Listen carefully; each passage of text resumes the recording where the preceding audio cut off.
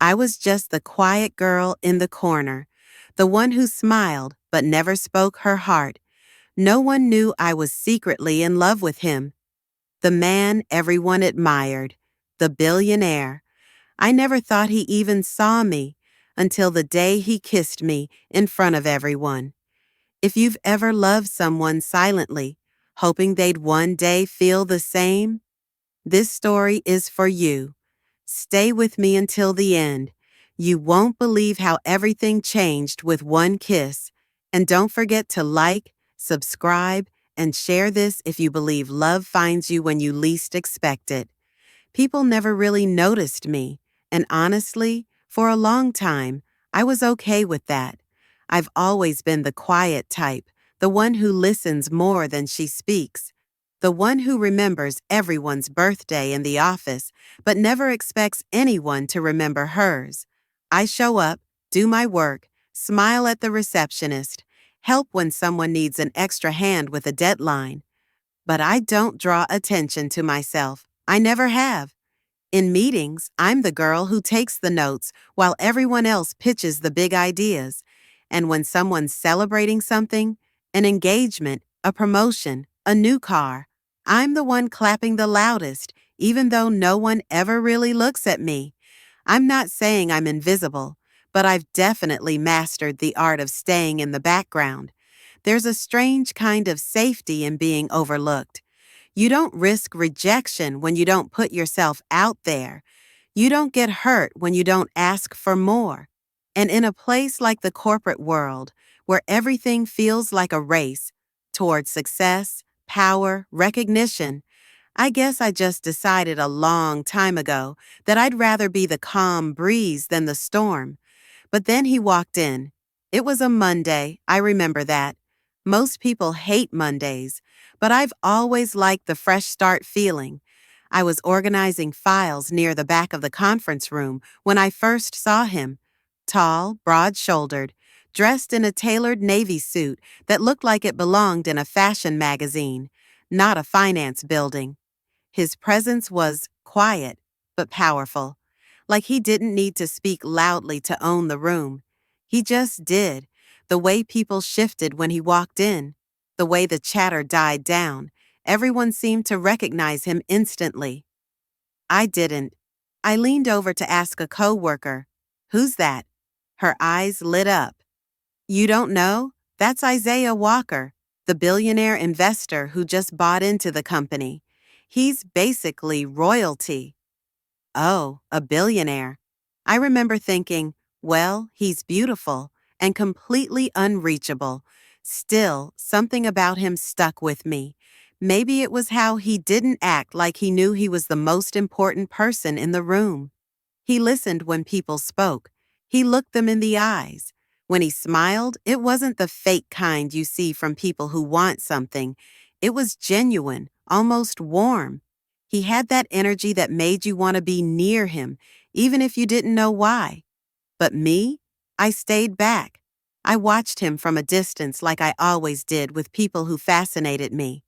From the sidelines, I was the helper, the background girl, the, "Hey, can you send me those reports?" girl, never the one who turned heads. It's not that I didn't want to be seen. Deep down, I did. I think we all do, even if we pretend we don't. But life teaches you things, teaches you to shrink a little when you've been overlooked for too long, teaches you that some people shine like stars, while others, like me, were meant to be the sky behind them. I told myself he'd never notice someone like me. Not in the way I wished. Not when he had models and CEOs and the most beautiful women in the city around him. I was just a quiet black woman with natural curls, sensible shoes, and a worn-out laptop bag.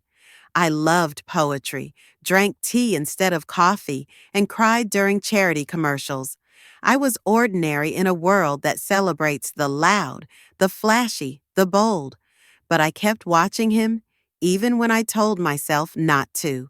I paid attention to the way he treated the janitor with the same respect he gave to the CFO. I noticed how he held the elevator for people, even when he was clearly in a rush. How he never interrupted anyone, even the interns. And I started falling for him in silence, slowly, softly, one unnoticed moment at a time, and that's how it all began. It's strange falling in love with someone who doesn't even know you're looking at them that way. It almost feels like you're carrying a secret too beautiful and too fragile to say out loud. That's exactly what it felt like with Isaiah. Every time he passed by my desk or stood in line at the break room coffee machine, my heart would do this little flip. And every time he smiled at someone or laughed during a meeting, I'd catch myself smiling too, like I was part of some silent, invisible connection that only I felt. I never told anyone about how I felt. Not my coworkers, not even my best friend. It wasn't embarrassment. It was protection. I didn't want anyone else to touch this thing I was feeling. I didn't want it to be picked apart or laughed at or labeled just a crush. Because to me, it was more than that. It was comfort. It was hope. And even though I had no reason to believe he saw me as anything other than another quiet face in the office, I clung to it like a lifeline. Some days were harder than others, like when I saw him talking to the marketing director, a tall, flawless woman with perfect hair and a laugh that turned heads, or when he showed up to a company dinner with a woman in a red dress whose heels probably cost more than my entire wardrobe. I'd pretend to be focused on my food, or I'd busy myself pretending to scroll through my phone. But inside, it hurt. That quiet kind of hurt that sits in your chest like a stone. Heavy but silent. I kept telling myself to stop, to move on, to let it go. But how do you unfeel something that's grown into your daily life? I didn't wake up thinking of him on purpose. I didn't try to memorize his voice, or the way he leaned on his right leg when he was thinking, or how he rubbed the back of his neck when he was nervous. I just did. It was like my heart had made a home for him without asking for my permission. He wasn't flashy or loud like some of the other executives. He didn't drive the shiniest car or throw his title around. But that's what drew me in. It was his stillness, his kindness, his quiet power. The way he spoke to people like they mattered, like I mattered, even when we only exchanged a simple good morning in the hallway. There was one afternoon I'll never forget. I was sitting at my desk, going through spreadsheets, trying to stay awake after a long meeting. He passed by, paused, and said, "You always work so quietly. Makes me curious what's going on in that head of yours." I laughed awkwardly and gave him a vague answer about numbers and deadlines. But after he walked away, I sat there frozen, heart pounding, wondering if maybe, just maybe, he did see me. Or was I reading too much into a simple comment? That moment stayed with me for days. Every time our eyes met in a meeting or he said, "Thank you," when I held the elevator for him, I'd carry it with me like a gift. No one else knew. No one else had to. It was my own little love story, one written in silence, in passing glances, and unspoken dreams. I never expected it to become anything more. I had trained myself to be content with just feeling something, even if it was never returned. I had made peace with loving quietly. But the heart is funny like that, because while I thought I was the only one feeling it, something deeper was growing just beneath the surface, something I wasn't ready for, something he might have been feeling too. I just didn't know it yet. Looking back, maybe the signs were there. Maybe I was too scared to believe them at the time, too convinced I was just another face in the office crowd. But when I really sit with it now, I see how each moment, each small, almost forgettable interaction meant more than I allowed myself to admit. It started with the coffee. I had this little routine every morning. I'd get in a bit early, go to the break room, and make myself a cup of chai with just a hint of honey. No sugar, no milk. Most people in the office didn't even know we had honey packets in the back cabinet. I'd found them by accident one day. But then one morning, I walked in and saw him already there. Isaiah, leaning casually against the counter, scrolling through his phone, waiting for the coffee machine to finish its slow drip. He looked up and smiled. "You're always the first one in." I just laughed and nodded. "Beats traffic." He gestured to the counter.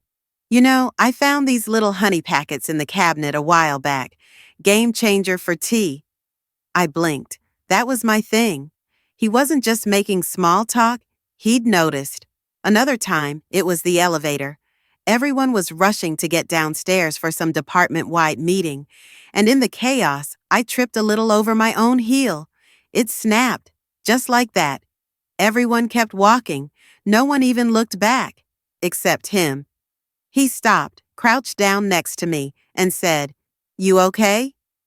Then, without waiting for an answer, he took off his own suit jacket and handed it to me.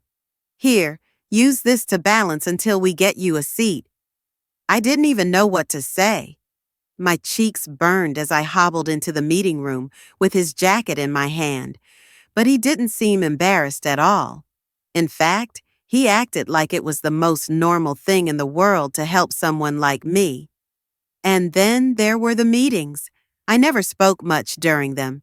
I wasn't the type to fight for airtime or drop bold ideas just to sound smart. But every now and then, I'd offer a quiet suggestion. One time, during a budgeting discussion, I mentioned a simple software tool that could save the team both time and money. No one really reacted. The meeting rolled on like usual, but the next day, Isaiah stopped by my desk. "That software tool you mentioned," he said, resting a hand on the cubicle wall. "I looked into it last night.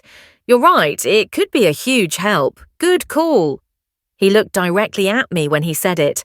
Not like I was just a staffer, not like I was just the quiet girl in the back, but like I was seen. Those small things added up. He'd ask how my day was going when he passed me in the hallway.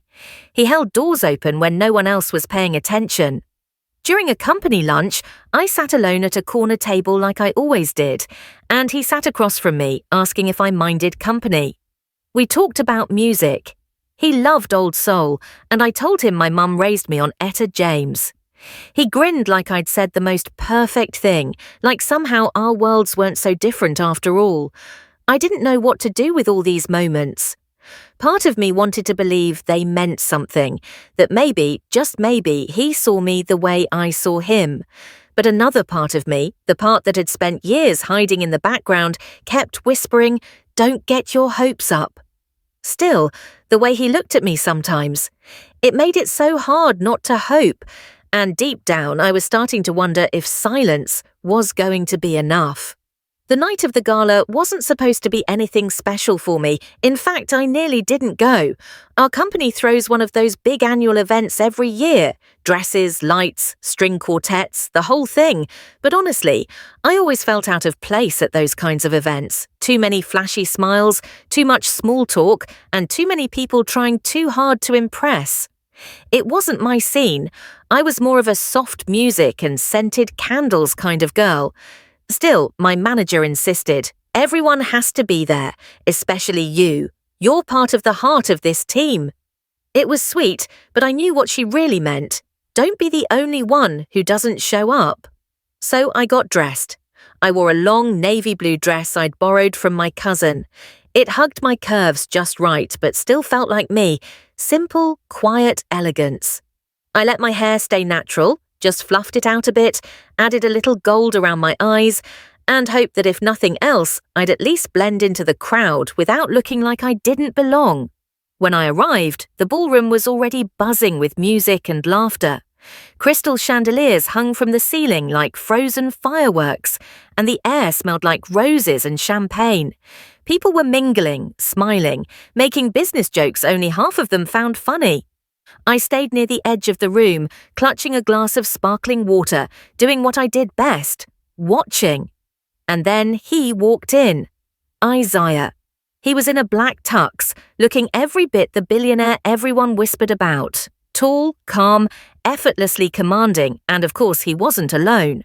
A woman stood beside him, stunning in a red satin dress that shimmered with every step. Her hand was lightly resting on his arm, like they were a perfect picture cut straight from a fashion magazine. I don't know why I expected anything different, why it still hit me so hard seeing him like that. My stomach tightened, but I smiled anyway, nodded politely when someone walked past and complimented my dress, pretended like I wasn't slowly breaking on the inside. I drifted toward a corner near the orchestra where no one really stood unless they were trying not to be noticed. I figured I'd stay for another 30 minutes, then leave quietly. Go home, take off the heels, and put on my favorite hoodie. That was the plan. But the universe had something else in mind. I don't know when he noticed me. Maybe he had the whole time. Maybe it was only in that moment. But suddenly, through all the music and people I saw him looking in my direction, just looking. Our eyes met, and something inside me froze. He said something to the woman beside him. She looked confused. He touched her shoulder gently, then turned and walked straight toward me. My heart was pounding so loud I was sure someone could hear it. I tried to look away, to pretend I hadn't seen him coming, but it was too late. He was already there. "Hey," he said softly, his voice somehow cutting through the music, like it was meant only for me. I blinked. "Hi." He looked at me for a long moment, and then, without another word, he offered his hand. Just like that. No introduction, no explanation, no audience. Like it was the most natural thing in the world for him to be standing in front of the quiet girl from the office, in the middle of a glamorous ballroom, asking for a moment that would change everything. I stared at his hand, then back up at him. I wanted to speak, to say something clever or calm, but I was caught somewhere between shock and a dream. So I did the only thing I could. I took his hand, and my whole world tilted. When Isaiah took my hand, everything around us blurred. I could still hear the music playing and the soft clinking of champagne glasses in the distance, but in that moment, it all faded. It felt like we were in the center of the storm, quiet, still, and the world had pressed pause just for us. He didn't say anything as he led me through the crowd. My heels clicked softly against the marble floor, and I was too stunned to speak. Heads started turning. People who had probably never even glanced my way before now followed us with their eyes, their smiles freezing mid-conversation. Some of them tried not to stare, but they stared anyway. Isaiah didn't care. He didn't hesitate, not once. He stopped right in the middle of the ballroom, under the biggest chandelier in the room. The light above us shimmered like stars, and I could feel every single breath in my chest. "I've been waiting," he said quietly, looking into my eyes, "to stop pretending I don't see you." I blinked. I wasn't even sure if I had heard him right. My heart thudded in my ears so loud I could barely think. "What are you talking about?" I whispered, breathless, half afraid that if I moved too fast, I'd wake up from this moment. He smiled, small, genuine, a little nervous. "You think I haven't noticed you all this time? Sitting in meetings, always so focused? The way you help everyone and never ask for credit. The way you listen, the way you see people." I stared at him, frozen. "You noticed that?" "I noticed everything," he said, "especially how you look at me, like you're afraid I'll catch you." Heat rose to my face, but I couldn't look away. He took a step closer. "I didn't say anything before because I didn't want to scare you off. You seemed so careful, so quiet, but I've been thinking about this, about you, for a long time." And then he did it. He leaned in slowly, like he was giving me time to stop him, like he was making sure this wasn't just one-sided, like he truly cared. And when our lips met, it wasn't a grand Hollywood kiss, not at first. It was soft, gentle, like a question that had finally been answered. My eyes fluttered shut, and for a few seconds I forgot everything. The people, the stares, the noise. All I could feel was the warmth of his lips, the softness of his hand still holding mine, and the electricity humming through my entire body. But then, the silence. It hit me like a wave when we pulled apart. The music had stopped. The conversations had gone quiet. The entire room, everyone, was watching. I opened my eyes slowly. Some people looked confused. Others looked shocked. A few were even smiling. But what caught my attention most was her, the woman in the red dress. She stood off to the side, arms crossed, her eyes wide with disbelief. She didn't say anything. She didn't need to. The look on her face said it all. I panicked for a second. My instinct was to step back, to apologize, to hide. But Isaiah didn't let go of my hand. Instead, he turned to face everyone in that glittering room and, with the calmest voice I've ever heard, said, "I've made a lot of bold decisions in business, but this is the first one that really matters." My breath caught. I didn't know how to handle all the eyes on me, the attention I'd spent years avoiding. But I also couldn't deny what I felt in that moment. For the first time, I wasn't in the background. I wasn't invisible. I wasn't the helper or the note-taker or the girl no one noticed. I was seen, fully, honestly, beautifully, and for the first time, I let myself believe I deserved it. I didn't say anything at first. I couldn't. My mouth was dry. My hands were shaking, and I felt like I was standing on a stage I'd never asked to be on. The lights, the eyes, the whispers, it all hit me at once like a tidal wave. For so long, I'd lived in the background, and now suddenly I was in the spotlight, holding the hand of the man everyone thought they knew. And yet, he was looking at me, not at the investors across the room, not at the press people by the bar, not even at the woman in red who had clearly shown up expecting to leave with him. He looked at me like nothing else mattered in that room, like I was the only one who had ever mattered.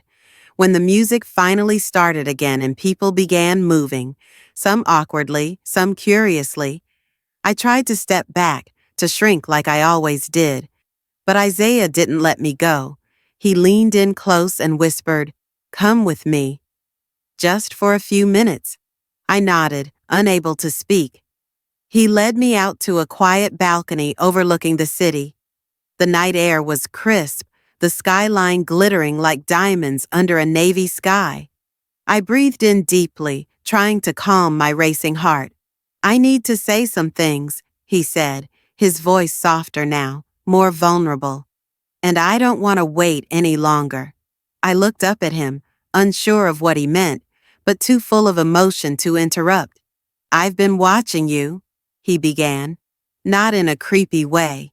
He added with a small laugh that made me smile despite everything, "but really watching you, for months, maybe even since the first time I saw you fixing that office printer when everyone else just walked past it.